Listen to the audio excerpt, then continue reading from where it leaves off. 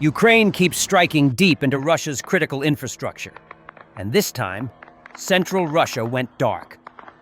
Overnight footage shows a precision hit on the 500 kilovolt Balashovkaya electrical substation, a key link connecting the Volzhskaya hydroelectric plant to the country's central power grid. The strike likely disrupted energy flow across multiple regions, exposing once again the vulnerability of Russia's vast power network. Almost simultaneously, another powerful explosion was reported in the Samara region, where the Kinel-Cherkasy substation, another vital energy hub, was struck. Russian officials have yet to release details, but widespread reports indicate significant disruptions. These coordinated attacks show that Ukraine's drone and long-range strike campaign is now targeting not only oil refineries and military depots, but also the backbone of Russia's energy system, leaving entire regions in darkness and panic. This is awesome video. A Ukrainian Air Force Yak-52 light aircraft rammed a Russian Zala reconnaissance drone with its wing in a mid-air interception. Ukrainians have become very good in shooting down Russian drones with planes and helicopters. A Russian soldier and his comrades were tied to trees to be sacrificed to Baba Yaga as a punishment for refusing a suicidal order to fake the capture of a village, after many other men had died while attempting to achieve the same objective. Lya Sergeyevich Gorkov and 3 other colleagues were tied to trees for 4 days, with no food, no water, nothing, and they won't take us anywhere to the toilet. They were told, "You'll die here under a kamikaze drone or under artillery fire." The Russian army has used tree punishments frequently. See the thread below. The practice has been dubbed sacrificing to Baba Yaga, after the nickname for the Ukrainian bomber drones, which have caused many Russian casualties. In Gorkov's case, he was on his 4th deployment in Ukraine from April 2025 onwards. He had previously been a crew member on a TOS-1A Solntsepyok thermobaric rocket launcher, before being transferred to the infantry. He was placed in the assault detachment of the 36th Motorized Rifle Regiment, Military Unit 12,274, which was located in the Lyman area northeast of Sloviansk. According to Gorkov's mother, he was sent on a mission to a Ukrainian-held settlement. Gorkov and his comrades were ordered to take a photo with a Russian flag near a prominent building in the settlement, probably a town hall or house of culture.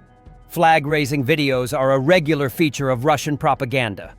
Such videos are often used by commanders to make false reports of military successes to their superiors, in the expectation that they will receive medals and cash awards.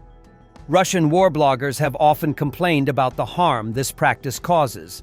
Raising the flag in a contested area can be a bloody affair.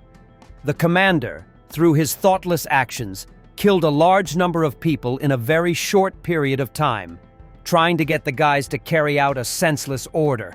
Only 4 of Gorkov's group survived. When they returned, the commander, a man with the call sign Luxor, ordered them to try again, but they refused.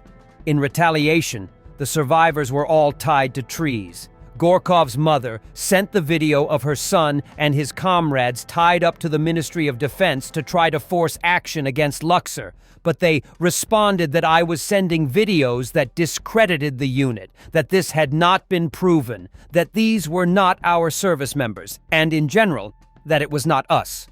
Gorkov was sent on temporary leave, but on his return his commander threatened to kill him. Gorkov went AWOL as a result, and is now in an assembly point at Roshchinsky, Samara. According to his mother, Gorkov is now being prepared for another deployment to Ukraine. She is seeking help to cancel his deployment to the front, where he faces a high chance of being killed by his own side. A large Russian mechanized attack near Shakhov, Donetsk region is completely repelled. Fierce battles continue around Shakhov in the Donetsk region, where Russian forces are intensifying their assaults in an attempt to push westward. The area, positioned near the strategic Pokrovsk axis, has become one of the hottest sectors on the Eastern Front. Russian units are using heavy artillery, glide bombs, and massed armored assaults in waves, tactics reminiscent of Bakhmut, aiming to break through Ukrainian defensive lines. However, Ukrainian troops are responding with rapid counterattacks, striking flanks and disrupting Russian advances with drones and precision artillery fire. Over the past 48 hours, Russian forces have suffered notable equipment losses, including several armored vehicles and a number of infantry groups caught in open terrain. Local Ukrainian commanders report that despite Russia's numerical advantage, their assaults are losing momentum due to constant attrition and lack of coordination. The situation remains fluid, with Shakov enduring near-constant shelling and drone strikes. Ukrainian defenders are holding firm, preventing Russian forces from gaining operational depth, while counterstrikes continue to inflict heavy damage on Russian logistics and staging areas. The battle for this sector clearly shows that Russia's push in Donetsk is far from the sweeping offensive its leadership had hoped for. Indian refiners are preparing to cut Russian oil imports under U.S. pressure, Reuters reports. Trump claims Modi assured him India will stop buying Russian crude. But officials warn an immediate halt could spike global prices. Washington has linked reduced tariffs on Indian goods to a cut in Russian oil purchases.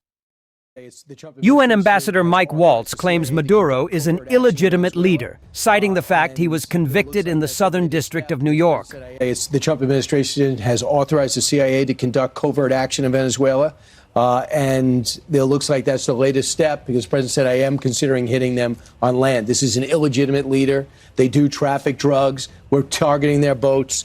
Where are we heading here? Because Venezuela is going to the UN Security Council, say you're violating international law.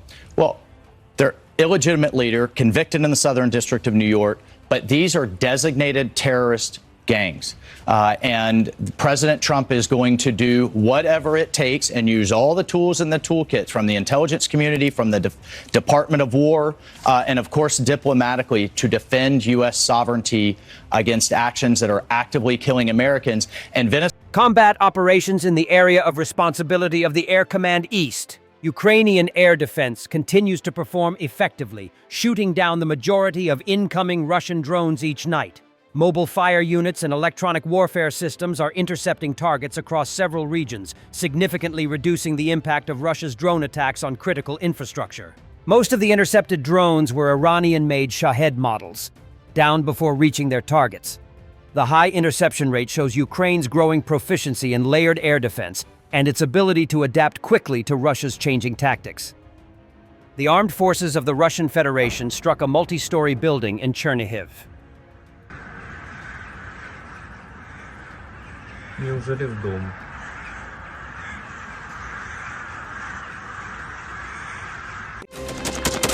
Thanks for watching, and don't forget to subscribe. Also, if you want to support Warthog Defense, please become our member and get early access to new videos, exclusive members-only videos, and become administrator in comments section. The membership link is in the description. Rescues every day. We had a guy last week, it's 6 rescues in 6 days. You know, he's doing the job every day.